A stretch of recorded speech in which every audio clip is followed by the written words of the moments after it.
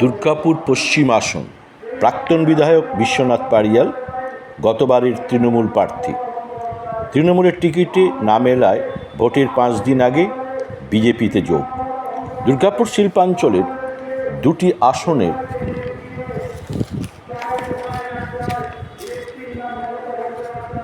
একটিতে প্রার্থী না হলেও আলোচনার এভারেস্টে পাল্টুরাম পারিয়াল। সামাজিক মাধ্যমে গেরুয়া শিবিরের ঘরে ঘোরাফেরা করলেই বোঝা যায় বিজেপির নিচুতলার কর্মীরা ও বুথ স্তরের নেতারা মেনে নিতে পারেনি পারিয়ালকে। সূত্রের খবর, বিজেপির অন্দরের শুভেন্দু অনুগামীরাও কিন্তু বেজায় বিরক্ত আচমকায় পাল্টুরাম পারিয়ালকে দলে নেওয়ায়।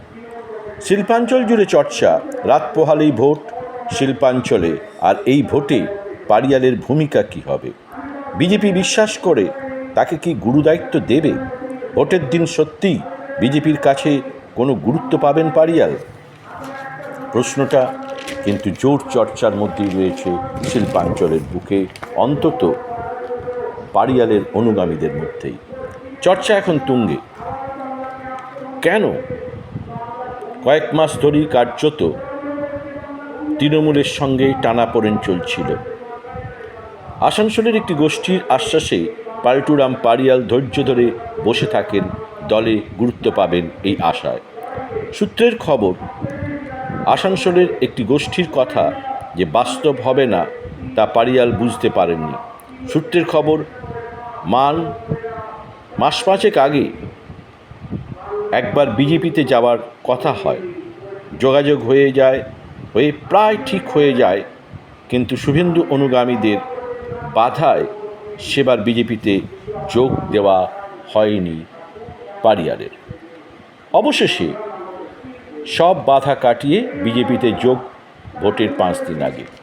কিন্তু ভোটের দিন পারিয়ালকে কি 16 বা 21-এর ভূমিকায় দেখা যাবে, নাকি ধরি মাছ নাছুই পানি মার্কা বিজেপির হয়ে ভোট সামলাবেন? কারণ তার নিজের গোষ্ঠীর অনুগামীদের একাংশ এখন পারিয়ালে বিরক্ত। তৃণমূলে থাকা পারিয়ালের অন্য অনুগামী অংশের ঘরশত্রু বিভীষণ হয়ে যাওয়ার সম্ভাবনা বেশি। সূত্রের খবর, এবার দলের তরফ থেকে কয়েকজনকে চিহ্নিত করা হয়েছে এবং ব্যবস্থাও নেওয়া প্রায় পাকা, ঘুঁটি সাজিয়ে ফেলা হয়েছে।